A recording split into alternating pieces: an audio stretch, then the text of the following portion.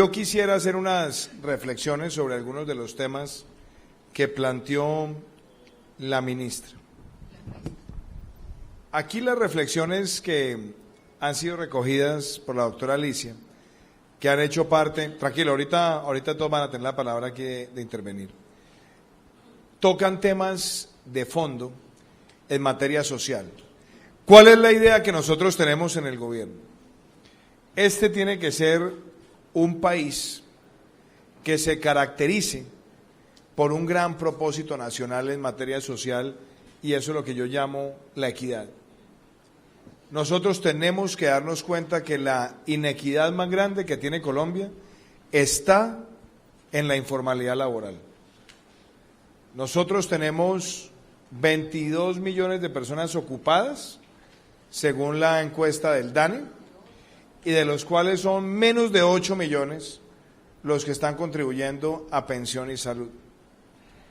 Esa situación, como lo dije hoy en FENALCO, afecta las finanzas públicas, afecta la sostenibilidad del sistema de salud, afecta la sostenibilidad del sistema pensional y genera además unas brechas de ingreso tremendas. Yo no me canso de hablar de este ejemplo. Hace 2 semanas estuvo visitándonos en Colombia el buen amigo y presidente del gobierno español, Pedro Sánchez, y nos sentamos a un almuerzo. Y entonces me dijo, bueno, Iván, ¿cuántos habitantes tiene Colombia? Le dije, los mismos tuyos. Me dijo, ¿cuánta es la población ocupada? Le dije, la misma tuya. Me dijo, ¿y cuántas personas contribuyen a la seguridad social? Le dije, menos de 8 millones. Y en España, me dijo, 20 millones. Le dije, ¿cuántas personas declaran renta en España? Me dijo, 20 millones. Me preguntó, ¿y en Colombia? Le dije, 2.700.000. Me dijo, ¿cuánto es el ingreso per cápita en Colombia? Le dije, poco menos de $7.000. ¿Cuánto es en España? Me dijo, más de $25.000. Entonces yo siempre digo, ¿cuánto nos tomaría a nosotros llegar a ser España en ingreso? Y nos tomaría 123 años creciendo al 1% o 20 años creciendo al 7%. Entonces el reto social es enorme. ¿Y qué es lo que hace la diferencia? Que tengamos la posibilidad de formalizar. ¿Y quién formaliza? Los que generan empleo. Las micro, las pequeñas, las medianas y las grandes empresas. Solamente la MIPYME representa el 98% de las empresas que hay en el país. Entonces, si a las MIPYME las tenemos asfixiadas con impuestos y con trámites excesivos, lo único que estamos haciendo es entorpecer la generación de empleo formal. Y eso quiero que sea la primera parte de esta conversación. Porque cuando yo digo hay que bajarle la carga de impuestos a las empresas, no es como dicen algunos, es que Duque le quiere bajar a los ricos. No, señor. El microempresario, el pequeño y el mediano no son ningún rico. Son personas que están invirtiendo en desarrollo empresarial y están generando empleo. Entonces tenemos que bajar. Y entonces a mí me preguntan, bueno, y en esa reactivación económica de la que usted habla, ¿de dónde va a conseguir la plata para bajarle los impuestos a esas empresas? Y les dije, hay un sector que ya está identificado. En Colombia hay cerca de 10.000 personas naturales que tienen ingresos de más de 50 millones de pesos mensuales. Y lo que pasa es que esas personas están tributando apenas el 6%. Y me dicen, ¿y por qué tan bajito? Les digo, porque normalmente registran ingresos salariales bajitos, pero tienen otra serie de ingresos que no están declarados.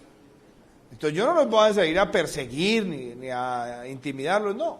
Es decirle a esas personas que paguen lo que deberían pagar en proporción con otras personas que están pagando impuesto de renta, y por lo menos que paguen el 14%, que es lo que deberían pagar. Y eso significa que pasen de pagar 2 millones, 2 millones y medio a pagar 4 millones y medio, 5, y eso nos permitiría tener de un ingreso de 50 millones de pesos mensuales una tributación sobre 5, que es más que justa en estándares nacionales e internacionales, y eso nos permitiría que la nación recogiera cerca de 3 billones de pesos, con los cuales podríamos bajar la carga tributaria a la micro, la pequeña y mediana empresa, para que genere más empleo y más empleo formal de calidad. Ese es un propósito que nosotros nos hemos fijado. Ahora, es cierto que también tenemos que eliminar impuestos innecesarios a nivel regional. Aquí está el alcalde, aquí está el gobernador.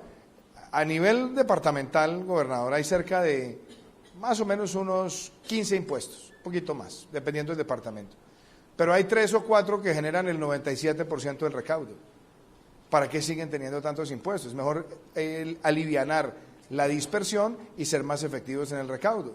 Y a nivel local, alcalde, en promedio en el país tenemos cerca de 30 impuestos entre tasas, sobretasas, contribuciones, estampillas y demás, pero solamente 4 generan más del 97% del recaudo. Entonces se puede simplificar para fortalecer las finanzas territoriales, pero al mismo tiempo para hacerle la vida más fácil a los que están llamados a generar empleo en el país, y eso nos lleva al escenario de la formalización. Otro tema que aquí se tocó, bien importante, las cajas de compensación familiar. Yo soy un defensor del sistema de cajas. Las cajas fueron creadas para pensar en el trabajador colombiano, pero hay 2 preocupaciones que yo tengo. ¿Cuáles son? Ministro, la primera, hasta ahora todos los gobiernos cogen las cajas de compensación y las van tratando como un pesebre de Navidad. Entonces le ponen una gallina, un burro, los Reyes Magos, y así le van agregando responsabilidades, y lo que van es haciendo cada vez más disperso el manejo de los recursos de las cajas. Entonces, en lugar de dispersar tanto los recursos, tratemos de trabajar con ellas para que hagan lo que mejor hacen y lo que mejor impacta en el trabajador. Esa es una tarea. Y lo otro es que el Estado no puede seguir tomando recursos de lo que le corresponde a las cajas, porque siempre les dice, no, listo, yo le doy el 4%, pero después del 4 le dice, venga para acá el 22%, pero eso solamente me lo puede ejecutar si es con el gobierno nacional. Ahí nos toca dar mejor capacidad de delegación y de ejecución de los recursos. Y la otra cosa, ministra, que se la dejo como reflexión. A mí me gusta venir acá y delegarle a la ministra mis preocupaciones, porque para eso está de ministra. Pero mire este cuento, y eso lo van a oír ustedes. Me he encontrado con muchos ciudadanos, adultos mayores, que además yo les digo, yo tengo tanto cariño por el adulto mayor en el país, que a mí me gusta ser reconocido por muchas cosas, pero también quiero que este gobierno se distinga por ser el gobierno del adulto mayor. Y me dicen, oiga, Duque, ¿sabe qué pasa? Yo trabajé 30 años. Y entonces yo tenía mis aportes a la caja de compensación. Pero resulta que el momento en el que yo la puedo disfrutar de verdad es cuando ya me pensioné. Porque es cuando tienen más tiempo libre, cuando pueden ir más a los servicios recreativos, pero como ya no están trabajando, ya no contribuyen. Yo creo que hay que buscar una fórmula a partir de la cual se pueda garantizar que el adulto mayor, de pronto con un descuento sustancial, pueda permanecer en el servicio de cajas y seguir gozando del servicio recreativo de las cajas, entre otras muchas cosas.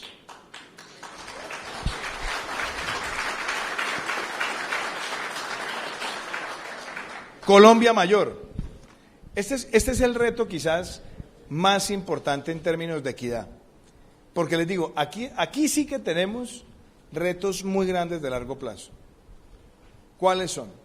Hoy Colombia tiene 5 millones de mayores de 65 años, más o menos. Y en el año 2030 vamos a tener cerca de 15 millones de mayores de 65 años. Entonces la población está envejeciendo aceleradamente y la gran mayoría no tiene pensión. ¿Por qué? Porque solamente tiene pensión 1 de cada 4 mayores de 65 años. Entonces van a llegar a la vejez, no van a tener cobertura y la presión va a ser enorme a las finanzas públicas. ¿Cómo podemos irnos preparando como país para eso? Yo creo que hay que empezar a encontrar fuentes para atender al adulto mayor. Y por mucho tiempo defendí una tesis, que hay que prefinanciar esos recursos hacia el futuro.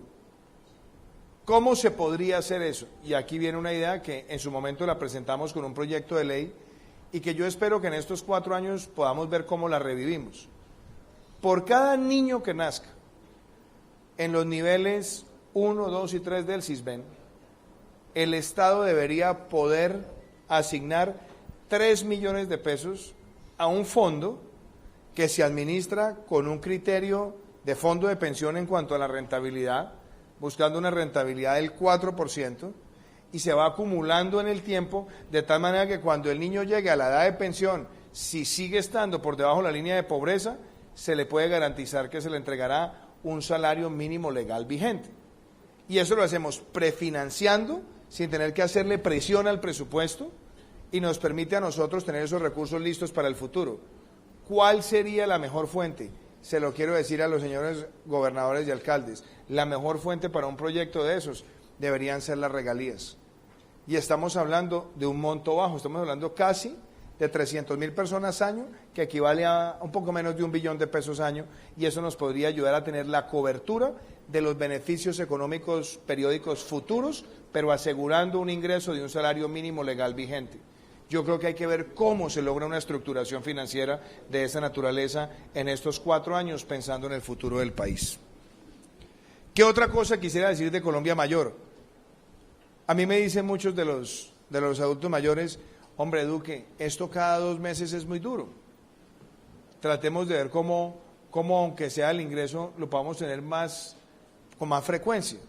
Y ya estamos trabajando con la ministra Arango para que en la nueva licitación que se haga en la administración de la fiducia de Colombia Mayor podamos incorporar el pago mensual, que sería una primera conquista frente a lo que nosotros propusimos durante la campaña.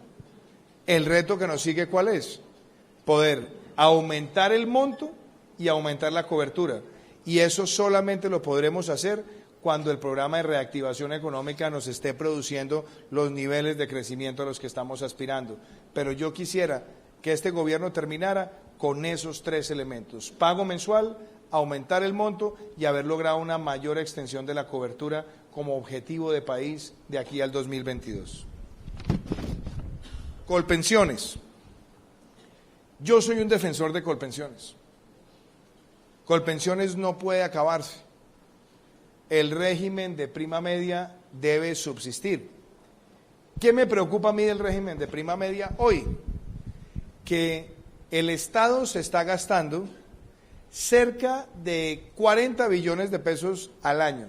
40 billones de pesos al año. Esos son más o menos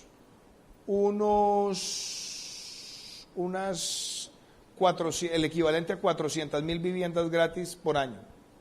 Se está gastando en aportarle los recursos de déficit a Colpensiones. Eso le vale al año. Ahora, ¿para cuántas personas? Para menos de 3 millones de colombianos. Y lo que es preocupante muchas veces es que los subsidios de pensión se están quedando en la población de mayor ingreso. Entonces, si se va a construir una reforma pensional, tiene que ser una reforma pensional de equidad. ¿Para qué? Para que los subsidios de pensión vayan para los ciudadanos más necesitados, que serían aquellos que tengan pensiones por debajo de 4 salarios mínimos o debajo de 3 salarios mínimos. Pero eso no lo podemos hacer afectando ni derechos adquiridos ni expectativas. Entonces nos va a tocar diseñar un régimen de transición amplio, pero la esencia de la reforma pensional para garantizar la existencia de Colpensiones y la mayor cobertura tiene que ser un sistema de solidaridad donde los subsidios se concentren en esa población más necesitada de Colombia.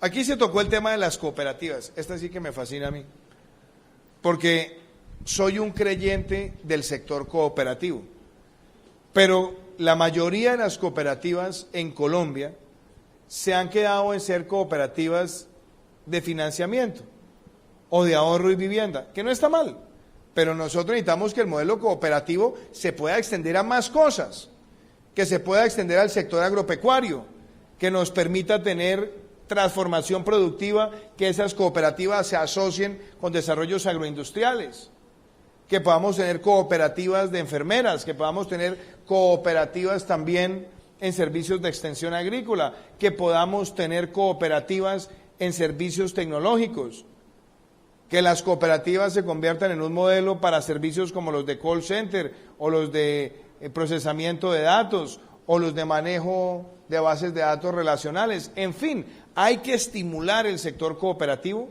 y yo quiero que este gobierno tenga ese sello de ser un gobierno que todos los días está promoviendo el sistema cooperativo como un mecanismo para generar solidaridad, participación, copropiedad de los trabajadores en el desarrollo empresarial de la sociedad colombiana. El SENA y la pertinencia en la formación. ¿Cuál es la pertinencia en la formación? La pertinencia en la formación es estar preparados para la competencia. Y aquí voy a decir cosas que son difíciles en el contexto internacional. Hoy estamos en medio de la cuarta revolución industrial. Gústenos o no, mientras nosotros estamos hablando acá en Pereira de estas materias, el mundo está viendo crecer aceleradamente la inteligencia artificial, el Internet de las cosas, la robótica, y cada una de esas tecnologías está representando riesgos para puestos de trabajo tradicionales. Entonces el sistema educativo de un país se tiene que adecuar, acondicionar y motivar para enfrentar esos retos de la cuarta revolución industrial. Y aquí es donde yo creo que tenemos que entender que la brecha más grande por cerrar es la brecha educativa. Porque los niños de las familias de más bajo ingreso, cuando nacen, no tienen los micronutrientes que necesitan para el desarrollo de la corteza prefrontal del cerebro.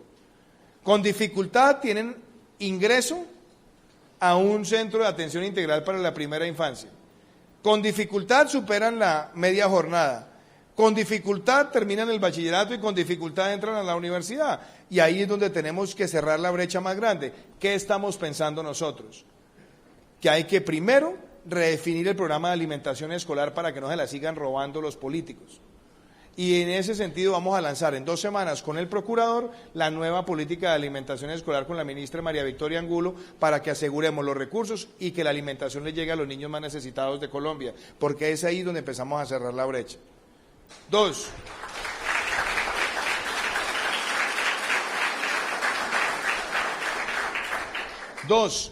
Que el servicio de atención integral y después el ingreso al colegio vaya acompañado de esa vocación hacia la jornada completa.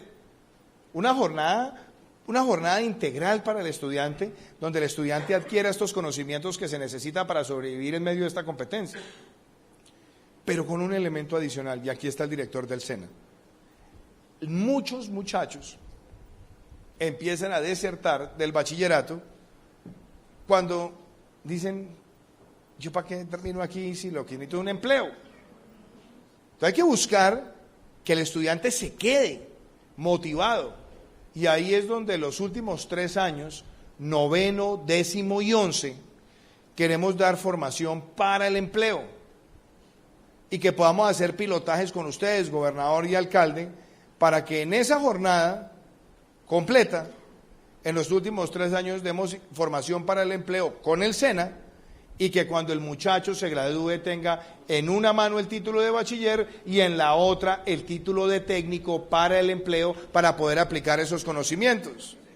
Eso nos ayuda a cerrar brechas y nos da herramientas, pero además con un SENA modernizado, que esté pensando en servicios digitales, que esté pensando además en programación, que esté pensando en análisis relacional de bases de datos, más los oficios tradicionales, pero esa es una herramienta, una apuesta grande del gobierno.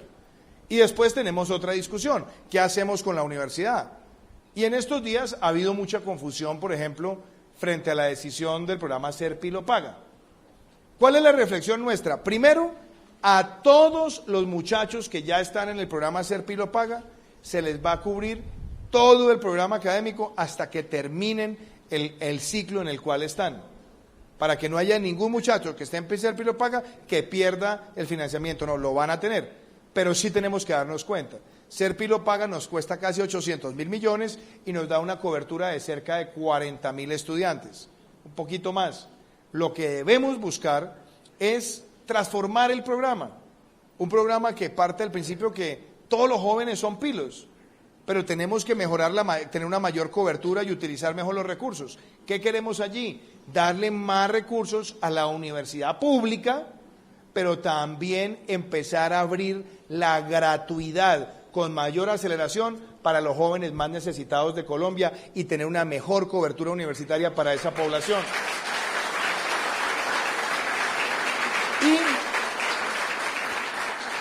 Y frente a las universidades privadas, decirles, oiga, compartamos la responsabilidad un poquito. No le dejen la responsabilidad solamente a papá gobierno, sino que el gobierno ponga un recurso y otro recurso también lo ponga la universidad privada para que haya un principio de solidaridad para trabajar con esos estudiantes. Eso es lo que estamos diseñando y lo estamos haciendo buscando que mayor cobertura, mayor fortalecimiento también de la universidad pública y al mismo tiempo acelerar la gratuidad en la población que más lo requiere. Eso me parecía importante mencionarlo. Ahora, situación de migrantes. Y aquí déjenme detenerme por un segundo. La situación de Venezuela es una situación crítica. Colombia está viviendo la más severa crisis migratorio-humanitaria que haya visto América Latina en su historia reciente. Tal cual. Muchas personas me dicen, bueno, ¿y cómo fue con lo de Siria? Bueno, lo de Siria fueron casi 3 millones de personas que emigraron a Europa, repartidos en 12 países, 3 millones. Pero Alemania recibió casi 1 millón, un poco más de 1 millón, y tuvo que tomar medidas extraordinarias. Ahora, nosotros no podemos cerrar las fronteras. Yo en eso quiero ser claro, porque los hermanos venezolanos hace 60, hace 70 años acogieron a los colombianos con los brazos abiertos. Hoy tenemos que ser solidarios y tenemos que hacerlo con unas reglas migratorias claras, pero tenemos que elevar esta discusión e invitar a los demás países de la región para que entre todos enfrentemos esta situación y, como se lo dije ayer al secretario de la OEA, podamos tener lo que llamaría alguien estatus de protección migratoria temporal para que podamos todos recibir a los hermanos venezolanos, obviamente sabiendo que la mayor parte seguramente lo aceptará Colombia, pero necesitamos un fondo humanitario. Pero más allá de eso, la causa de la migración es la dictadura que hay en Venezuela. Y tenemos todos los países que unirnos a que diplomáticamente aislemos esa dictadura y propiciemos que sea la ciudadanía la que logre hacer una transición a un país libre y democrático en Venezuela, que es la forma en la que le van a poner final a esa tragedia que está viviendo el pueblo venezolano. Y tenemos que seguir denunciando esa dictadura en todos los escenarios que sea necesario. Y así como lo dije en campaña, Colombia se debía retirar de UNASUR porque esa organización fue el consueta de esa dictadura y les debo decir que cumplí mi palabra y Colombia se retiró de UNASUR.